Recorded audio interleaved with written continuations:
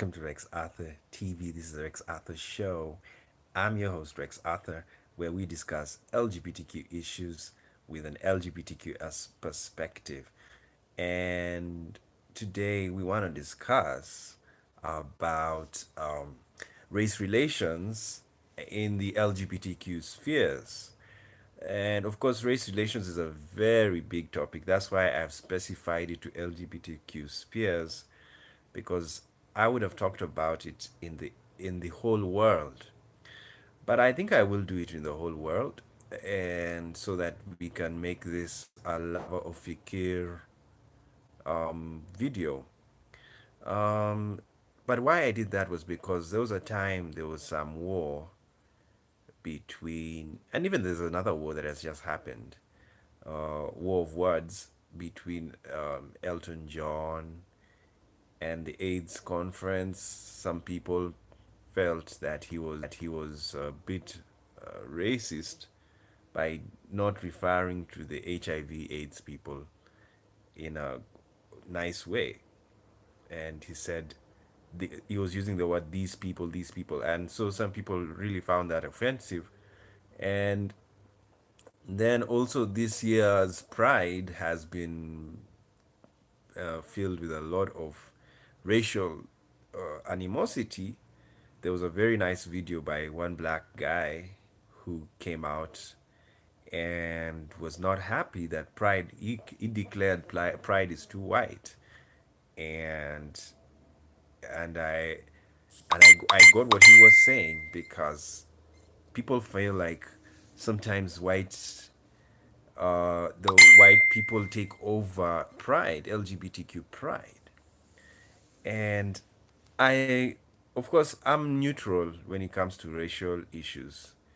Yes, I am, because of knowledge, and I am very grateful to have that knowledge. I wish people had the same knowledge because they would also be neutral. What I mean by neutrality is I am mindful of race, but I am also mindful of colorlessness.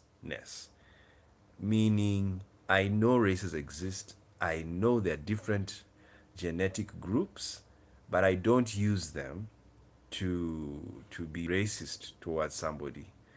And that's my stand. So I'm not racist, but I know races. I know what a race is.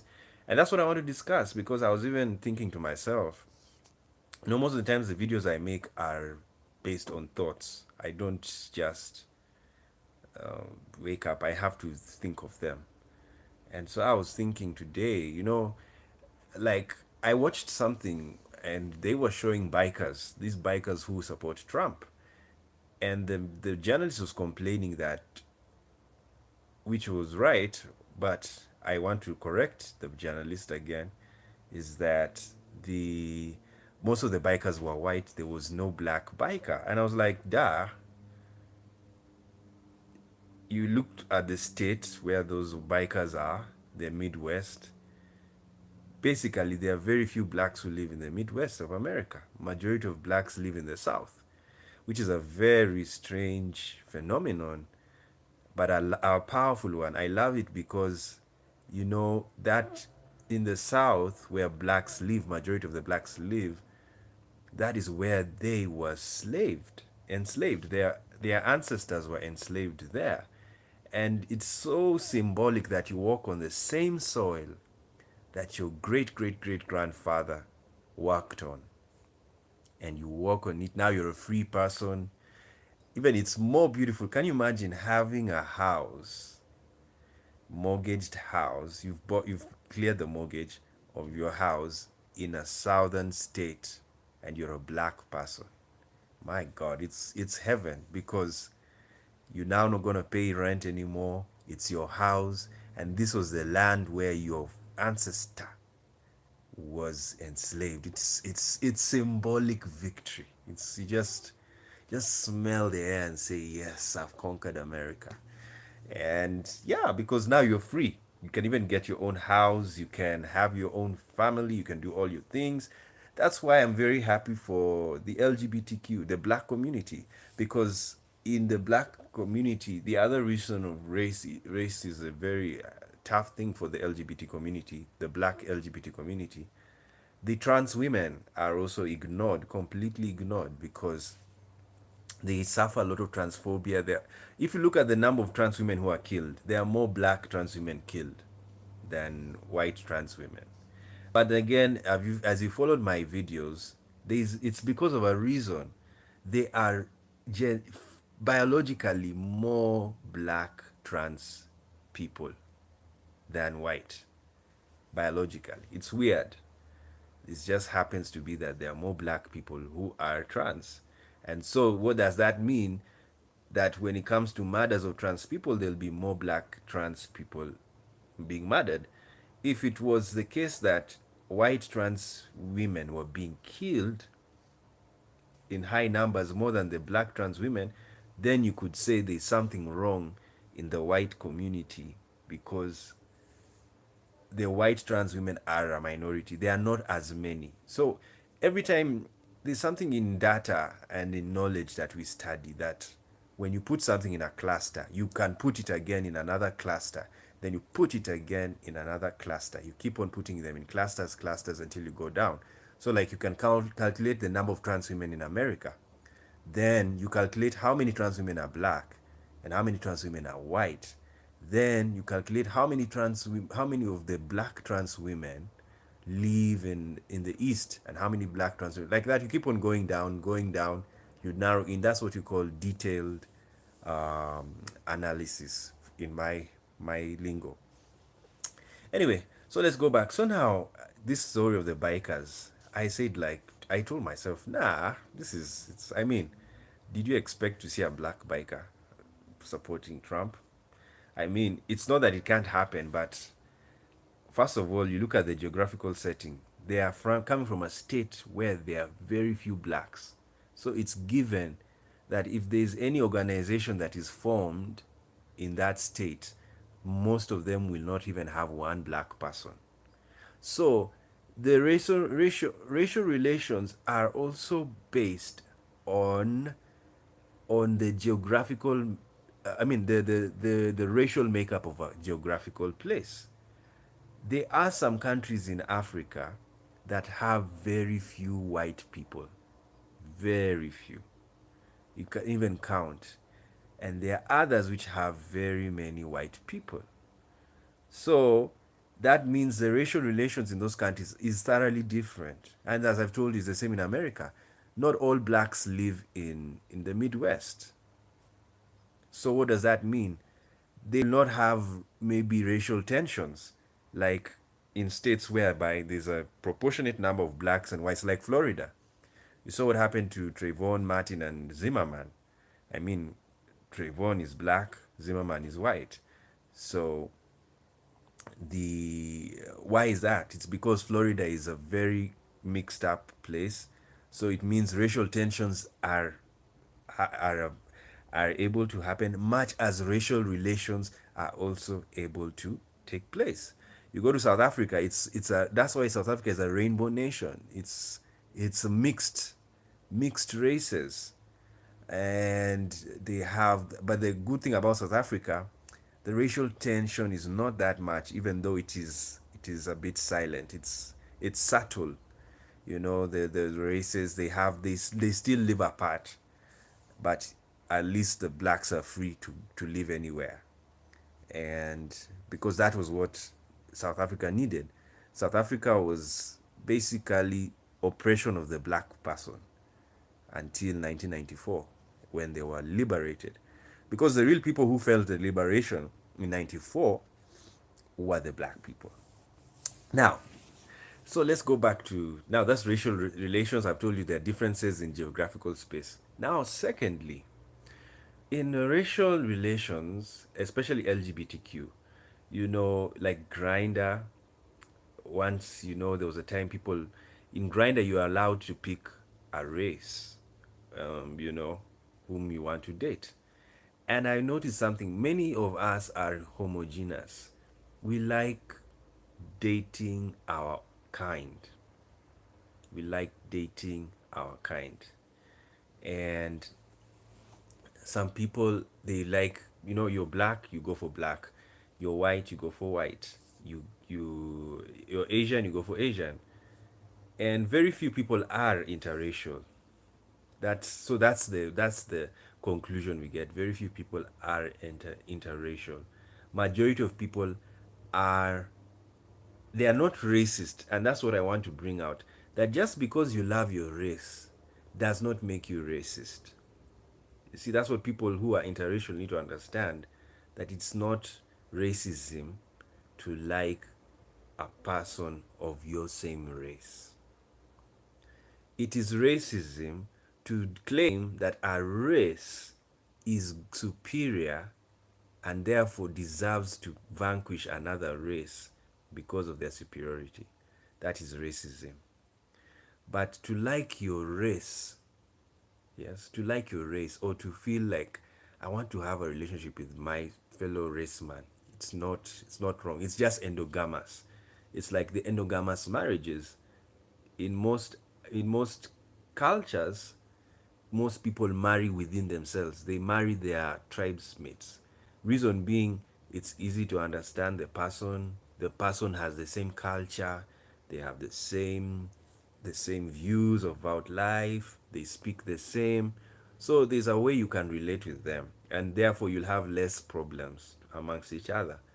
But the exogamous relationships or marriages, where you marry outside your tribe or outside your nation, there are more differences, and there is difference in culture, difference in speech, difference in relations, difference in view of life. Because imagine if you marry, like let's say in Africa, an Igbo marries a Zulu. Now, the Igbo way of life is not necessarily the Zulu way of life. They are different. Number one, the language is different. Number two, the food is different. Number three, as I've already said, the language, the point of view of life, or even if, let's say, it was even a Fulani and an Igbo. Fulanis are pastoralists. Igbos are farmers, majority of them. So what it means, they this pastoralist mindset is the way he views life. Pastoralists view life differently from farmers. Farmers are very fixated people. They stay in one place for almost forever. Like when you look at Uganda, the Baganda have lived there ever since they moved from Congo. They have never moved to any place. But the pastoralist communities in East Africa, they have moved. They like moving, and this movement causes them to mix, and they intermarry. Like the Somalis are very endogamous. They marry within themselves. Same to the Egyptians. They are very endogamous. They marry within themselves. Why? They were not necessarily pastoralists. They were people who stayed. Secondly, they love their culture and they love their kinship. And most kinship marriages or kinship relationships are Middle Eastern or Eastern. And as I told you in the other video, the lady was talking about Chinese. She was so shocked to find in Egypt, they are very endogamous. In China, it's illegal to be endogamous. So all of these things, endogamity is based on homogeneity, that you want to love your own. And you want to love your own. But heterogeneity, you want to love like a different race. Like I also have white friends who say, "Oh, I love black men," and even me, I have time for white men. I don't mind loving a white man much as I love black men. Yes, and uh, I that's why I'm very happy in my neutrality, or my multiraciality, in the sense that I can relate with any race. Even now, I'm beginning to warm up to Chinese and Indians. The only problem I have with them is maybe language, and the fact that Indians, they tend to be very conservative, very closed. So they don't like mixing with people. And I got to even learn, I got to learn something. Uh, there's something I noticed um, about these racial relations, that if majority of people are homogeneous, it means 80% you will not meet the other race to do something with them, because you love, let's say you're black and you love black people, you love black men, you're a black man, you love black men, 80%, 100% you will never meet a white man, you'll never have sex with him. And it's a very interesting view. And most people, as I've told you, it's not racism to have a preference. Yes, it's not racism. Racism is whereby you think your color is superior, makes you greater than somebody else, and then you use your color to oppress another person. That is racism. But if you're your own color and you love black and say like, yeah, I love black guys, it's okay. If you're white and you love black guys, it's okay. Love them. But don't say your color, you use your color to violate another person of a different color. That is now racism. And that's what is supposed to be dealt with in countries like America. Because you see, America was based, there are some systems, it's, of course, it's changing.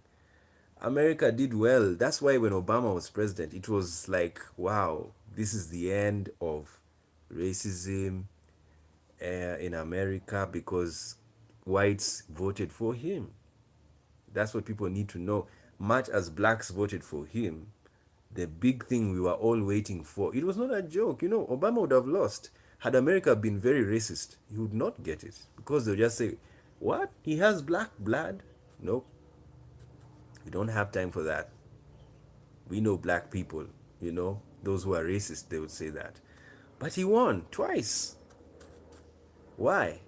Much as the black people voted for him very well, you know, even if the black people voted for him very well, if they were the only ones who voted for him, Obama would not have won.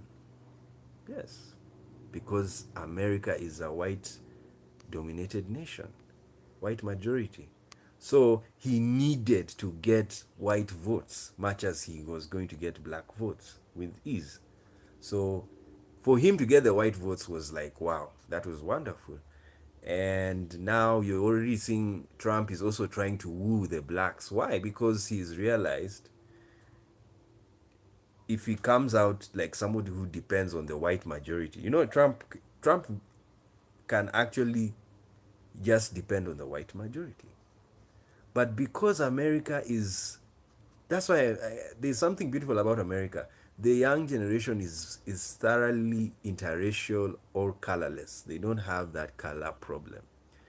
And one way you can see that is look at the music industry. The blacks are the minority, but they are the richest performers, music performers, one of the richest. And there are also whites who are also rich. Like, let's look at Rihanna. Rihanna has done so well in America. Why? She has fans from every race in America. Every race. Because if people were really racist, you know, they would say, "Oh, Rihanna, oh my God, what is she? She has black blood. Oh my God, no, no, no, no, I can't even buy a CD." No, but because she's her music is very good and nice, whether you're white or black, you will buy. And I think I heard someone say this. I think it was Steven Seagal when he got that controversial endorsement from Putin. He said that music connects all of us. It's a connector, and it breaks. It's a universal language. I think that's better.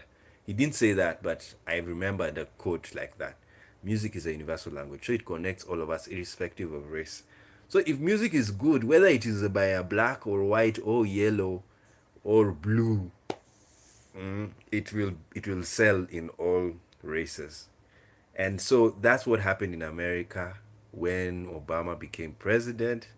And now it's America is still divided because I think Trump's problem was he valued the white vote too much, and it's like the whites wanted him to deal with racism.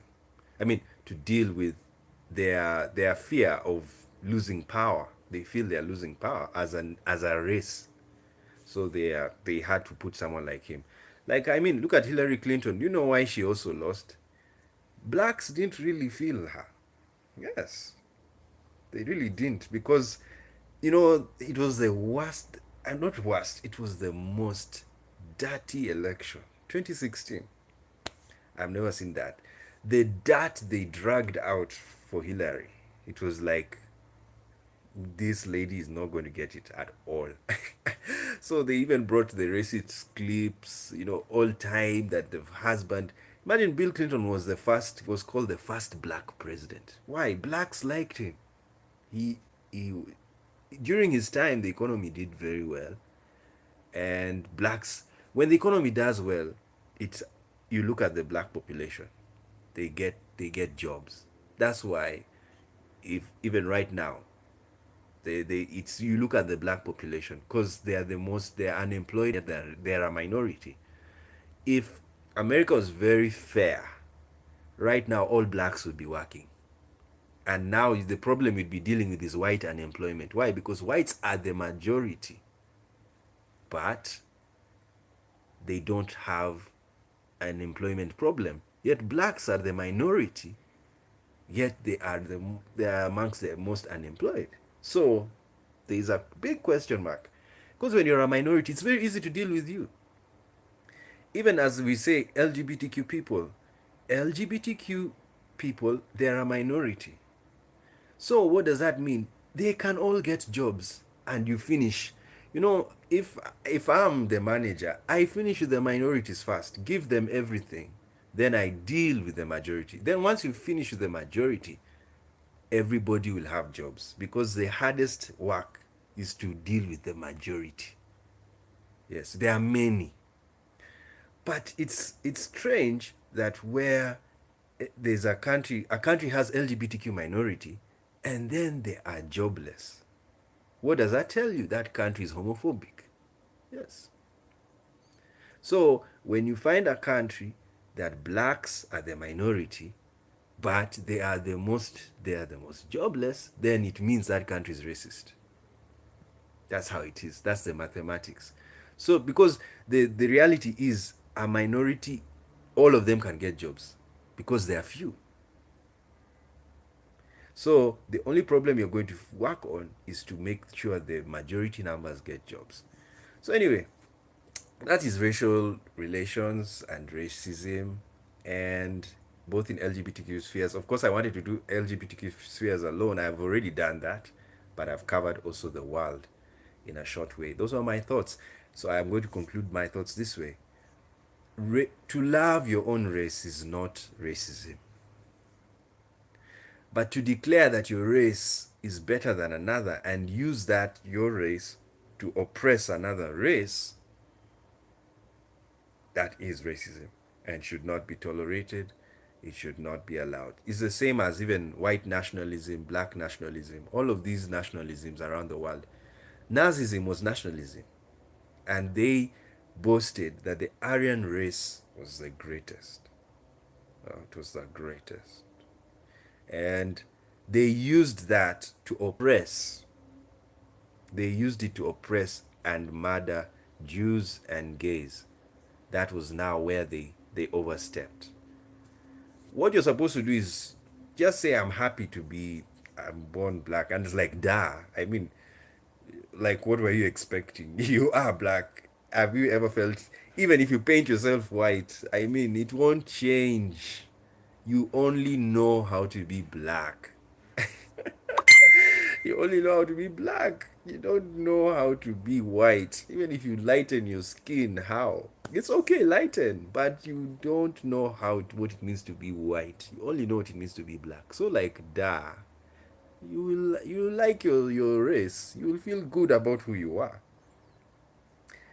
But the problem is, don't let the Don't let your love of yourself, don't use it to trump on somebody else because he is different from you. You see? You see, like people, they just say, oh, now straights are like this, or oh, LGBT people are like these, or oh, black people like these, oh, these, blah, blah, blah. No, those differences are there, but don't use it to oppress another person as it has happened in society and in history. Okay, guys, see ya. Enjoy the other videos out there.